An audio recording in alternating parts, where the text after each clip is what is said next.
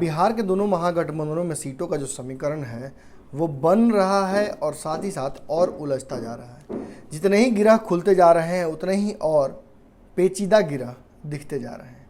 ये बात दोनों गठबंधनों के लागू होती है। जहां एक तरफ महागठबंधन में कई सीटों पर अभी भी पेच फंसा हुआ है, वहीं बात की जाए तो एनडीए गठबंधन में कई सांसदों के टिकट कटने के बाद से भाजपा के एक तरह से ऐसा माहौल बन गया है जिसमें लग रहा है कि जदयू को अब भाजपा के इन सांसदों का दंश झेलना पड़ सकता है।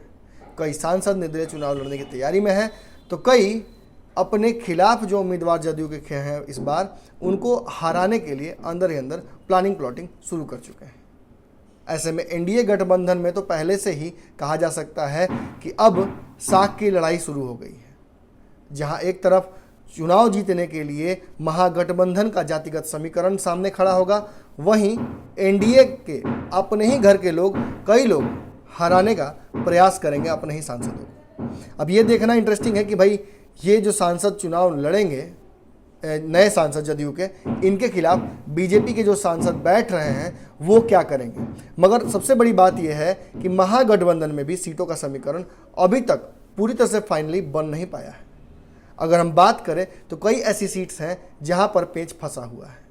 दरभंगा की सीट पर पेच जहां खुलता दिख रहा है, वहीं बेगूसराय पर मामला पूरी तरह से अटक गया है। कहा जा रहा है कि यहां से आरजेडी अपने उम्मीदवार तनवीर हसन को चुनाव लड़ना चाहती है। आरजेडी के पास इसके लिए बहुत सारे दावे हैं, बहुत सारे फैक्ट्स हैं जिनको लेकर आरजेडी ये दावा कर रही है। मगर इस सीट से कन्हैया कुमार को चुनाव लड़ाने की बात लगातार सीपीआई कर रही है। पिछले कई दिनों से लगातार आप मीडिया की सुर्खियों में सुन रहे हैं कि कन्हैया वर्सेस गिरिराज सिंह चुनाव लड़ा जाएगा बेगूसराय में।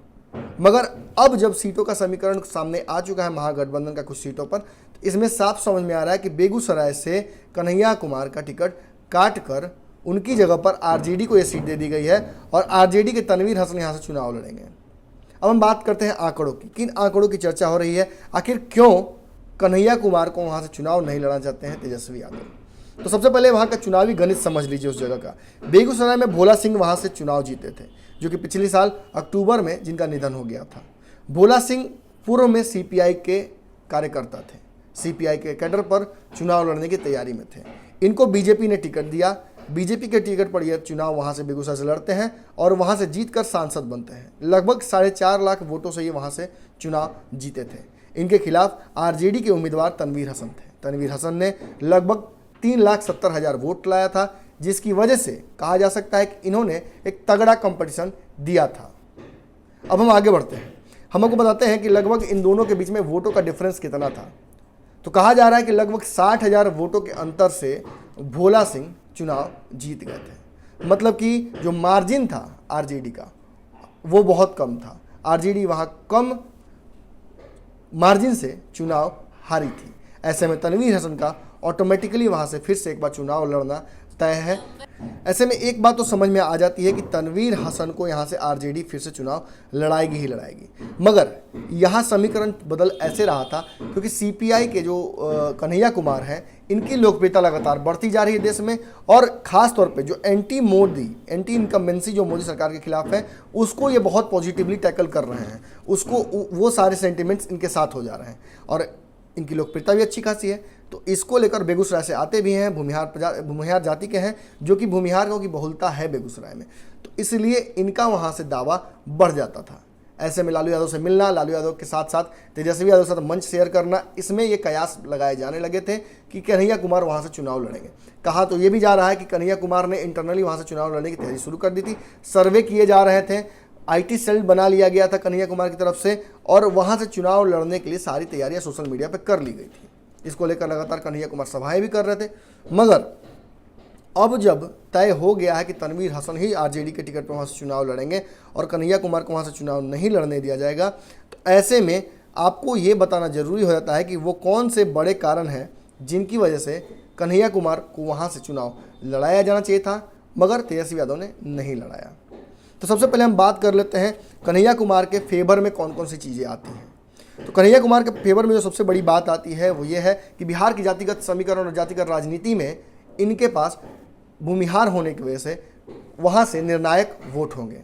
कहा जाता है कि बेगूसराय में भूमिहार वोट जो होता है वो बहुत निर्णायक होता है। हालांकि मुस्लिम और यादव जनसंख्या भी वहाँ पे ज़्यादा है, मगर पिछली बार भी भोला सिंह जो कि सीपीआई से बीजेपी में गए थे और इनको भूमिहार होने की वजह से फ़ायदा अच्छा खासा मिल गया था। हालांकि तनवीर हसन भी अच्छा खासा वोट लेकर आए थे, मतलब साफ कहा जा सकता है कि इनको भी एक जमात का वोट अच्छा खासा मिला था।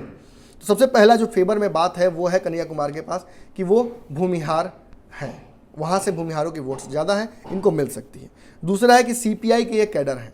सीपीआई का कहा जाता है कि बेगूसराय में पकड़ अच्छी खासी है। बिहार में कुछ जगहों पर ही सीपीआई की पकड़ कही जाती है, जिनमें से एक है बेगूसराय, इसलिए क्योंकि वहाँ पर भी ढोते रहे हैं झोला काफ़ी दिनों से भोला सिंह, जो कि अब नहीं रहे, जो कि भाजपा से टिकट पर चुनाव लड़े थे, मगर वो सीपीआई के कैडर थे और सीपीआई के होने की वजह से उनको फ़ायदा वहाँ से मिला था। इस वजह से ये दूसरा बात है जो कि वहाँ से कन्हैया कुमार के फेवर में जाता है। तीसरी बात है कन्हैया कुमार की पॉपुलैरिटी बहुत अच्छी है। कहा जाता है कि इस देश में जो नरेंद्र मोदी के समर्थक हैं उनके अगेंस्ट अगर कुछ कोई खड़ा है, यानी कि एंटी मोदी समर्थक जो लोग हैं वो सारे इनके साथ सेंटिमेंटल वैल्यू रखते हैं अपना। उनको लगता है कि कन्हैया कुमार एक अच्छे लीडर हैं जो कि नरेंद्र मोदी को रिप्लेस कर सकते हैं। लगातार अपनी सभाओं में नरेंद्र मोदी के खिलाफ भाषण देते हैं। इस मौजूदा सरकार बीजेपी के खिलाफ जो बातें होती हैं, जैसे नोटबंदी हो या फिर वो संबित पात्रा से भी जो उनकी लड़ाई हुई थी वो भी यूट्यूब पे अच्छा खासा फेमस हुआ था वीडियो, तो इस तरह से इनकी पॉपुलैरिटी है। तो ये एक अच्छा फैक्टर होगा, क्योंकि बहुत सारे से चुनाव लड़ने वाले चेहरे होंगे जो कि अपने लोक संसदीय क्षेत्रों में ही उनको पहचानने वाले लोग बहुत कम होंगे, मगर कन्हैया कुमार की जो लोकप्रियता है वो पूरे देश में है।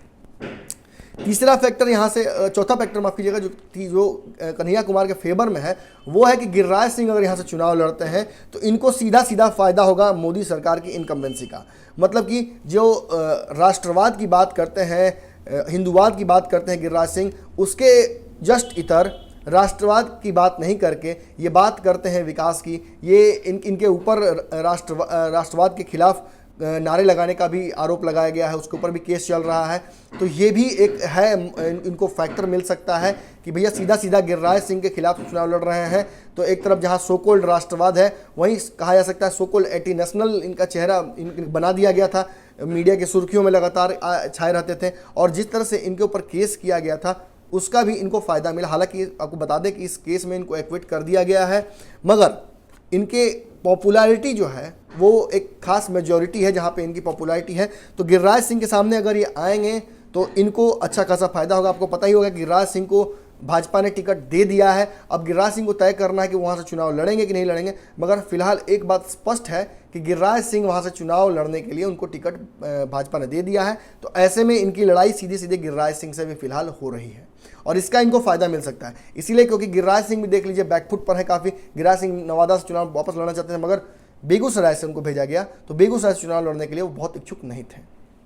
अब हम बात कर लेते हैं उन मुद्दों की जिनकी वजह से तेजस्वी यादव ने कन्हैया कुमार को वहाँ से चुनाव ना लड़ाने का जो फैसला लिया है। हालांकि इनकी पॉपुलैरिटी बहुत ज़्यादा थी, इनके जीतने की भी संभावनाएं ज़्यादा थी, मगर फिर भी कन्हैया कुमार की टिकट काट दिए तेजस्वी यादव ने। उसके 4 बड़े कारण हैं। उसमें पहला कारण ये है कि कन्हैया कुमार भूमिहार है और तेजस्वी यादव अपने MOI समीकरण से बहुत खिलवाड़ करना नहीं चाहते हैं। वो जानते हैं कि राजद का जो कोर वोटर है वो कहीं ना कहीं इस बात से आहत हो सकता है कि इस तरह के फैक्टर होने के बावजूद, तनवीर हसन का अच्छा परफॉर्मेंस होने के बावजूद उनको वहाँ से क्यों हटाया जा रहा है, कन्हैया कुमार को क्यों वहाँ लेकर लाया जा रहा है। तेजस्वी यादव को इस बात का भी जवाब देना पड़ सकता था और इस वजह से तेजस्वी यादव और RJD के कई और संसदीय क्षेत्रों में वोट्स को नुकसान पहुँच सकता था और ये रिस्क तेजस्वी यादव लेना नहीं चाहते थे।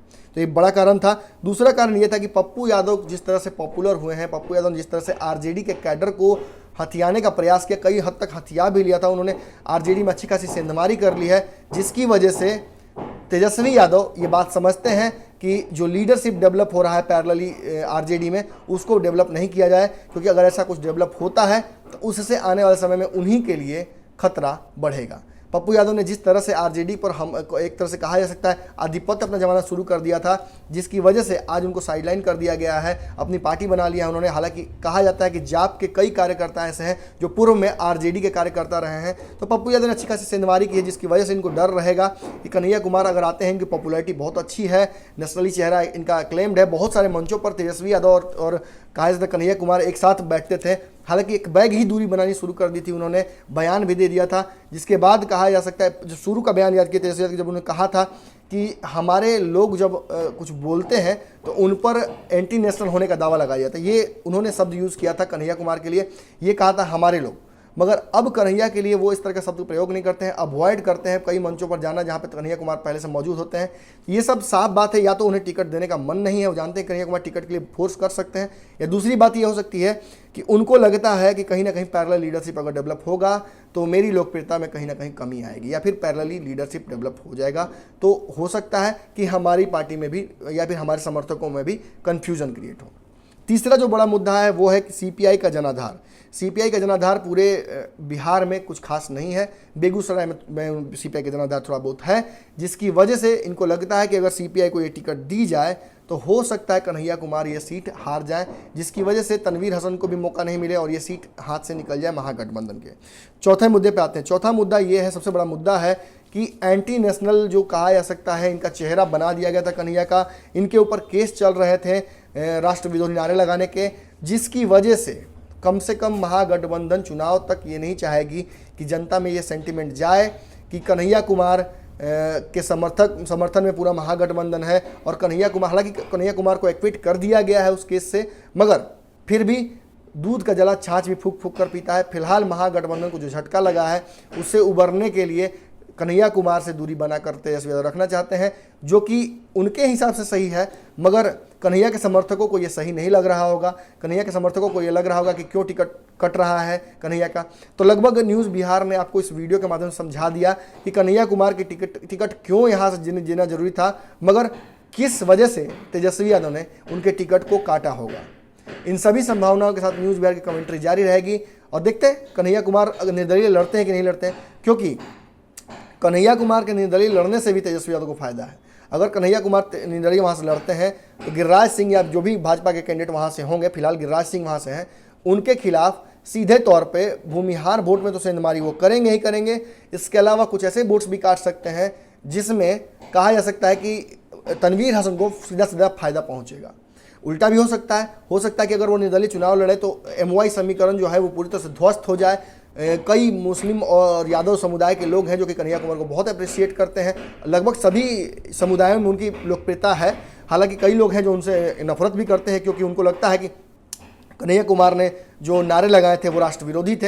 हालांकि इसमें इनको फिर मैं बोलूँगा एक्विट कर दिया गया है, मगर उनकी छवि पर जो धब्बा लग गया है, इसकी वजह से कहीं ना कहीं तेजस्वी यादव चाहेंगे कि उनसे दूरी बनाकर रखें, और इसी वजह से तनवीर हसन को उन्होंने टिकट दिया। तनवीर हसन की दावेदारी इसलिए भी मजबूत हो जाती है क्योंकि तनवीर हसन ने जिस मार्जिन से चुनाव हारा था वो मार्जिन कभी भी गलेबुल है, उस मार्जिन में कभी भी कमी लाई जा सकती है, और हो सकता है कि तनवीर हसन वहाँ से चुनाव जीत जाए।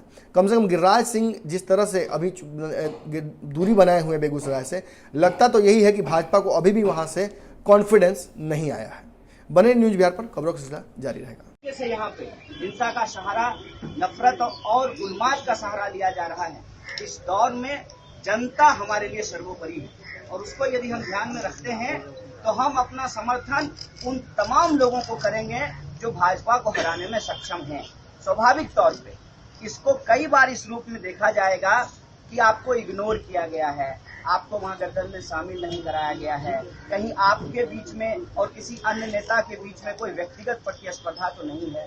यहाँ मैं आपको स्पष्ट कर देता हूँ, हमारी लड़ाई आज के डेट में भाजपा से है, और भाजपा से इसलिए है कि भाजपा के अलग अलग नेताओं ने यह बात स्पष्ट कर दी है कि अगर वो चुनाव जीत कर आएंगे तो इस देश में चुनाव ही नहीं होगा।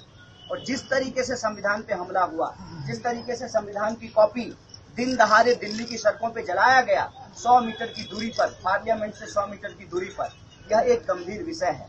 जिस तरीके से इस देश में दलितों पे अत्याचार बढ़े, पत्रकारों के ऊपर अत्याचार बढ़े, जो बेबाकी से लिखने पढ़ने बोलने वाले पत्रकार हैं उनको नौकरियों से निकाला गया और गौरी लंकेश जैसे पत्रकार की हत्या की गई, जिस तरीके से आवाज उठाने वाले लोगों को जेलों में डाला गया, जिस तरीके से रोहित वेमुला को आत्महत्या करने पे विवश किया गया, जिस तरीके से नजीब की मां को दिल्ली की सड़कों पे घसीटा गया क्योंकि वो कह रही थी कि हमारा बेटा कहाँ है, सरकार इसकी जिम्मेवारी ले, और सरकार इसकी जिम्मेवारी लेने की बजाय तरह तरह की कहानियां बनाई। जिस तरीके से गोरखपुर में बच्चे गैस के बिना मर गए, ऑक्सीजन के बिना मर गए, और जो डॉक्टर ने बचाने का काम किया उस डॉक्टर को ही जेल में डाल दिया गया। जिस तरीके से दिन दहाड़े एक पुलिस इंस्पेक्टर सुबोध सिंह की हत्या कर दी गई, आज देश एक गंभीर परिस्थिति से गुजर रहा है। इस गंभीर परिस्थिति में यह जिम्मेवारी हम तमाम लोगों के कंधे पे है कि हम अपनी राजनीतिक जमीन की चिंता न करें, हम अपने पार्टी की चिंता न करें, हमारी पार्टी का खाता खुलेगा कि नहीं खुलेगा हम इसकी चिंता न करें। आज हमारी चिंता सबसे ज्यादा अगर किसी बात की है तो वो देश की है, लोकतंत्र की है, संविधान की है, और इसको बचाने के लिए हम अपनी प्रतिबद्धता जाहिर करते हैं। और इस प्रतिबद्धता को जाहिर करते हुए एक स्पष्ट मैसेज देना चाहते हैं कि हमारी लड़ाई आरजेडी, कांग्रेस, रालोसपा, हम या फिर मुकेश सहनी जी की पार्टी से नहीं है। हमारी लड़ाई साफ साफ आज के वक्त में जो हम लोग लड़ रहे हैं वो ये है कि एक तरफ सच है, दूसरी तरफ झूठ है, एक तरफ हक है, दूसरी तरफ लूट है। हम हक और सच के लिए इस लड़ाई को लड़ेंगे और हमको पूरा भरोसा है। जिस तरीके से मैं आज पहली बार पटना आकर के प्रेस कॉन्फ्रेंस कर रहा हूँ, आप देख रहे होंगे, आप लोग पॉलिटिकल बीट कवर करने वाले सीनियर पत्रकार हैं और भारत में बिहार को एक राजनीतिक जगह माना जाता है। तमाम नेताओं को आपने दिल्ली और पटना का चक्कर लगाते हुए देखा होगा। हम उस समय बेगूसराय का चक्कर लगा रहे थे। हम ये इंश्योर कर रहे थे कि बेगूसराय में दंगा नहीं हो। हम ये इंश्योर कर रहे थे जब मालूम चला कि गिरिराज सिंह बेगूसराय से कैंडिडेट बनने वाले हैं तो वहां पर एक धार्मिक उन्माद न खड़ा किया जाए, हम उस कोशिश में लगे हुए थे। और बेगूसराय की जनता ने जिस तरीके का प्यार हमको दिखाया है, मैं समझता हूं कि चुनाव के मैदान में खड़ा होना उस जनता की भावना का ख्याल करना है। हम चुनाव मैदान में हैं और हमारी लड़ाई आरजेडी से नहीं है, हमारी लड़ाई तनवीर हसन साहब से नहीं है। हमारी लड़ाई सीधे तौर पे गिरिराज सिंह और उनका जो कट्टरवादी सोच है उसके खिलाफ है। इस कट्टरवादी सोच के खिलाफ युवा जोश जीतेगा, इस बात की हुंकार हम इस प्रेस कॉन्फ्रेंस से भरना चाहते हैं। बहुत बहुत धन्यवाद। जिन लोगों को इस संबंध में प्रश्न पूछना है उनका प्रश्न आमंत्रित है।